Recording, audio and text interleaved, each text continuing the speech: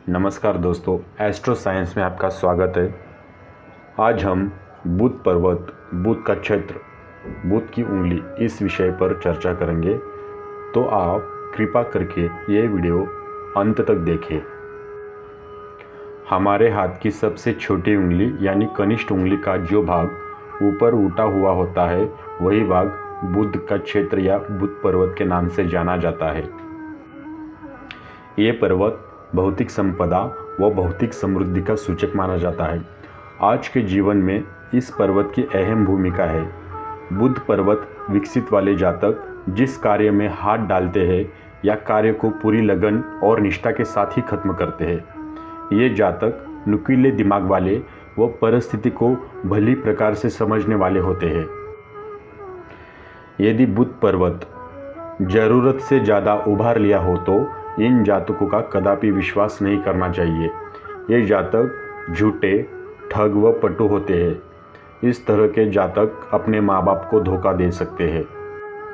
यदि बुध पर्वत सामान्य विकसित हो और उन पर वर्ग आकार हो, वर्ग आकार मतलब चौकोन हो, तो जातक अपराधी होता है।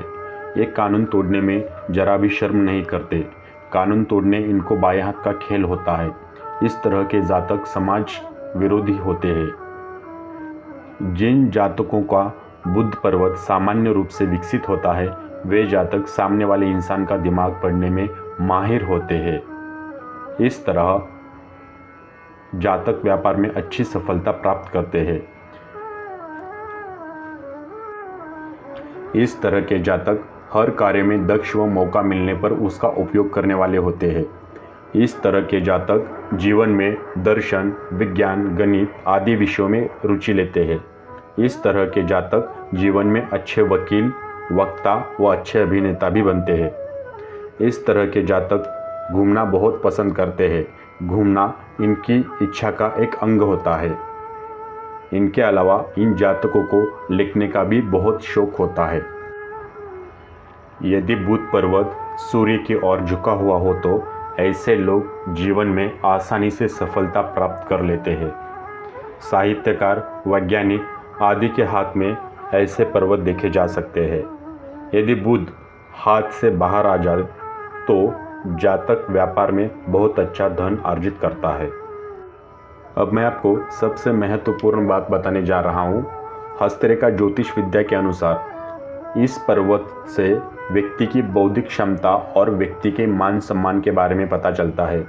अगर किसी व्यक्ति की हथेली में बुध पर्वत पर एक खड़ी रेखा बनती है, जो बुध पर्वत होता है उस पर एक खड़ी रेखा बनती है, तो ऐसे व्यक्ति का घर और समाज में काफ़ी मान सम्मान होता है।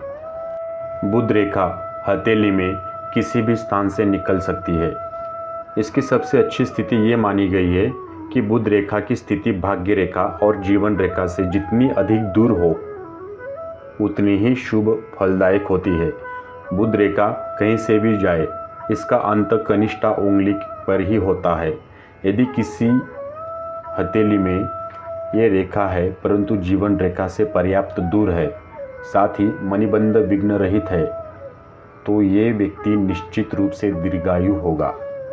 यदि बुध रेखा टूटी, छिन्न भिन्न, टेढ़ी मेढ़ी और मार्ग से हटी हुई हो तो समझना चाहिए कि ऐसा व्यक्ति उदर विकारों से ग्रस्त होता है।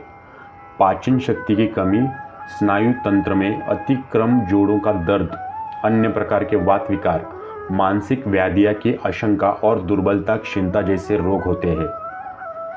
अगर आपके हाथों में बुध रेखा लहरदार हो तो ये संकेत देता है कि जातक को लीवर संबंधित रोग होगा।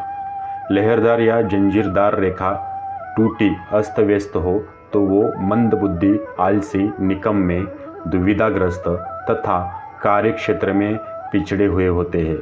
अपने दैनिक जीवन में कार्य, कपाल, व्यवसाय, आगामी योजना और अन्य व्यवहारिक क्षेत्रों में भी ऐसे लोग प्रायः अस्थिर मन, अनिश्चित और आत्मविश्वास से रहित होते हैं। ये कोई भी कार्य करे सफलता की उम्मीद बहुत कम कर पाते हैं। ऐसे जातक आशंका में रहते हैं। यदि बुध रेखा ऊपर उंगलियों की ओर बुध पर्वत की ओर अग्रसर है और इसके मार्ग में कोई बिंदु दिख रहा है साथ ही किसी पर्वत पर विभिन्न रेखाओं का चक्रव्यूह जैसा दिखाई दे रहा है तो ये निश्चित है कि वो अवश्य ही अस्वस्थता के दौर से गुजर रहा है अथवा कोई रोग विकार इसे शीघ्र होगा। बुध रेखा पर कहीं भी द्वीप का चिन्ह होना यह तथ्य प्रकट करता है कि इस जातक को आयु रेखा से निर्दिष्ट व्यय क्रम में स्वास्थ्य संबंधित समस्याएं पीड़ित करेंगी। बुध पर्वत तक पहुंचने वाली निर्दोष बुध रेखा व्यक्ति की लंबी आयु का वरदान होती है। यदि ये रेखा चंद्र पर्वत से प्रारंभ हो तो व्यक्ति अपने जीवन में अनेक यात्राएं करता है। मुझे उम्मीद है कि आपको ये वीडियो पसंद आया होगा। वीडियो देखने के लिए धन्यवाद। आपका दिन शुभ हो।